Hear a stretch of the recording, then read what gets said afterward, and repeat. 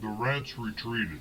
Their blind will had been broken by one of the last inventions of human military genius. Humans had always been better at killing than any other living thing. The rats flowed backwards and returned to their enormous kingdom, whose true dimensions were known to no one. All of these labyrinths, lying at incredible depths, were so mysterious, and it seemed completely useless for the functioning of the metro.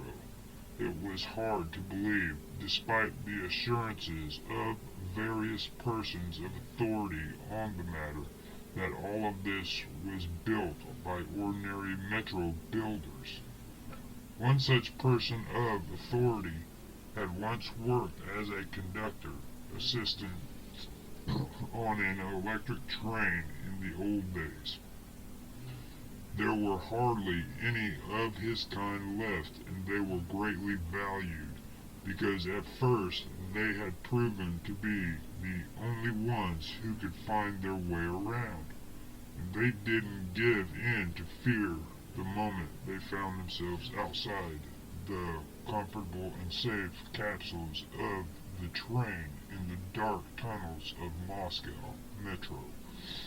In these stone bowels of the great metropolis, everyone at the station treated the conductor's assistant with respect and taught their children to do the same.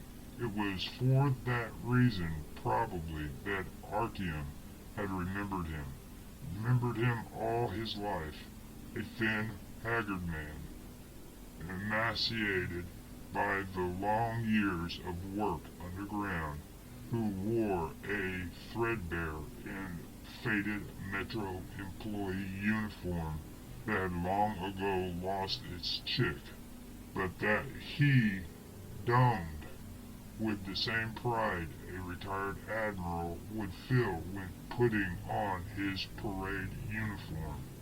Even Artyom, still just a kid at the time, had seen a certain dignity and power in the sickly figure of the conductor's assistant. Of course he did, for all those who survived. The employees of the Metro were like local guides to scientific expeditions in the jungles. They were religiously believed. They were depended upon completely, and the survival of everyone else depended on their knowledge and skill. Many of them became the heads of stations with the united system of government disintegrated, and the Metro was transformed from a complex object of civil defense, a huge fallout shelter, into a multitude of stations unconnected by a single power, and was plunged into chaos and anarchy. The stations became independent and self-sufficient, distinctive dwarf states with their own ideologies and regimes, their own leaders and armies. They warred against each other. They joined to form federations and confederations. They became metropolitan centers of rising empire one day, only to be subjugated and colonized the next by their erstwhile friends or slaves. They formed short-term unions against a common threat, only to fall at each other's throats again with renewed energy the moment that threat had passed. They scraped over everything with total abandon, over living spaces, over food, over the planting of albuminous yeast, the crops of mushrooms that didn't require any sunlight, the chicken coops, the pig farms, where pale subterranean pigs and emaciated chicks were raised on colorless underground mushrooms. They fought, of course, over water, that is, over filters. Barbarians who didn't know how to repair filtration systems that had fallen into disuse and were dying from water that was poisoned by radiation, threw themselves with animal rage upon the bastions of civilized life. At the stations where the dynamo machines and small homemade hydroelectric stations functioned correctly, where filters were repaired and cleaned regularly, were tended by the caring female hands, and damp ground was punctuated with the little white caps of champions, and well-fed pigs grunted in their pens. They were driven forward in their endless and desperate onslaught by an instinct for self-preservation, and by that eternal revolutionary principle, conquer and divide.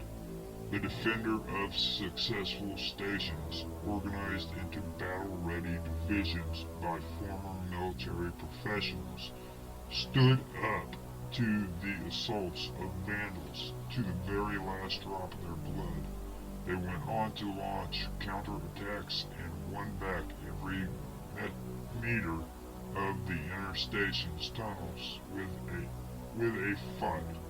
The stations amassed their military power in order to answer any incursions with punitive expeditions, in order to push their civilized neighbors from territory that was important for sustaining life. If they hadn't managed to attain these agreements by peaceful means, and in order to offer resistance to the crap that was climbing out of every hole and tunnel, these were strange, freakish, and dangerous creatures, the likes of which might well have brought Darwin himself to despair with their obvious lack of conformity to the laws of evolutionary development. For as much as these beasts might differ from the animals humans were used to,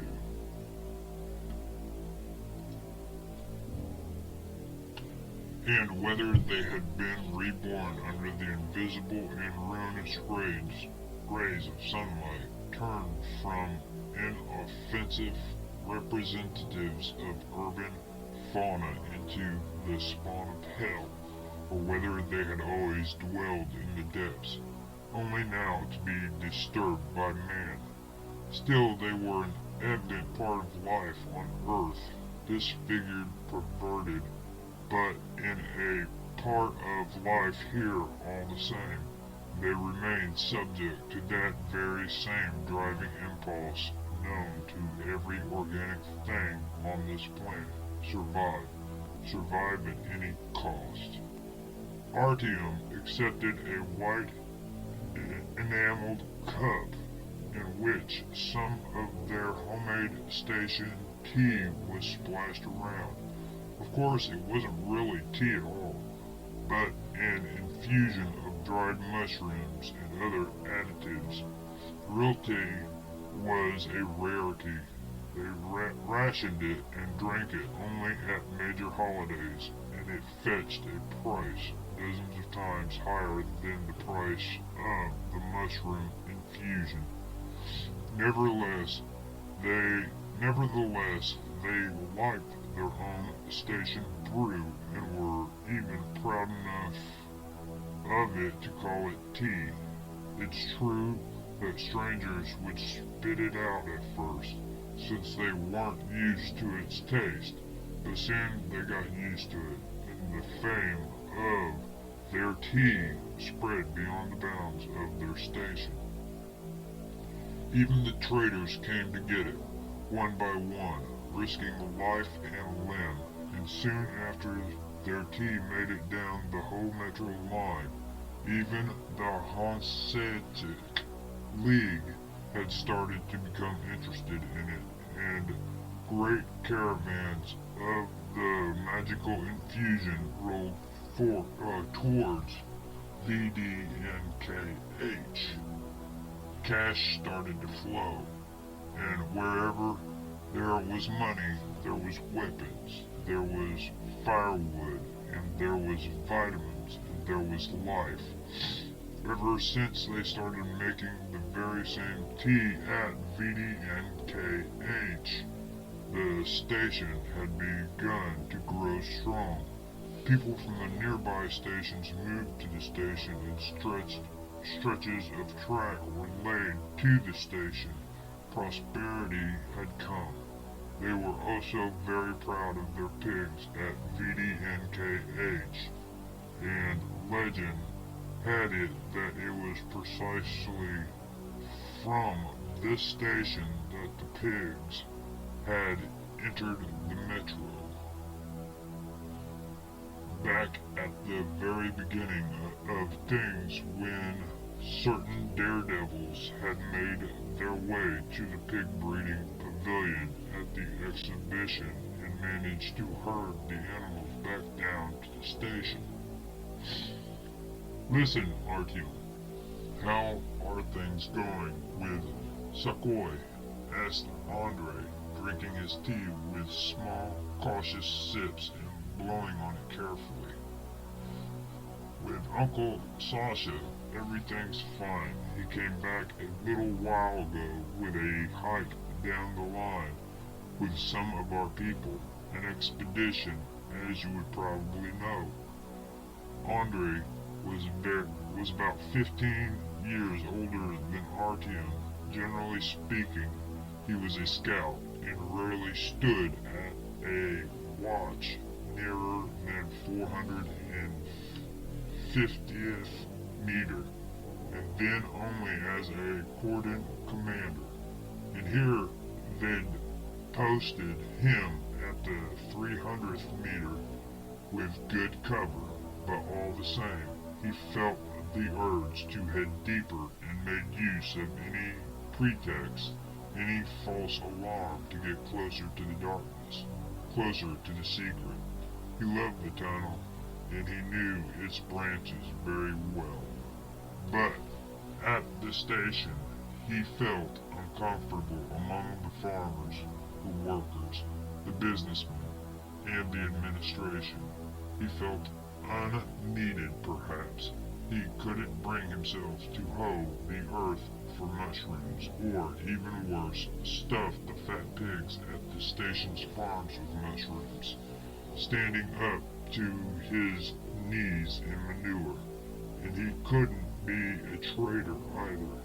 He'd been unable to stand traitors from the day he was born. He had always been a soldier, a warrior, and he believed with all his soul that this was the only occupation worthy of a man. He was proud that he had done nothing his entire life but defend the stinking farmers and fussy traders, the administrators who were businesslike to a fault, and the women and children. Women were attracted to his arrogant strength, to his total confidence in himself, to his sense of calm in relation to himself and those around him, because he was always capable of defending them. Women promised him love, they promised him comfort, but he could only feel comfortable beyond the 50th meter, beyond the turning point where the station lights were hidden, and the women didn't follow him. Why not?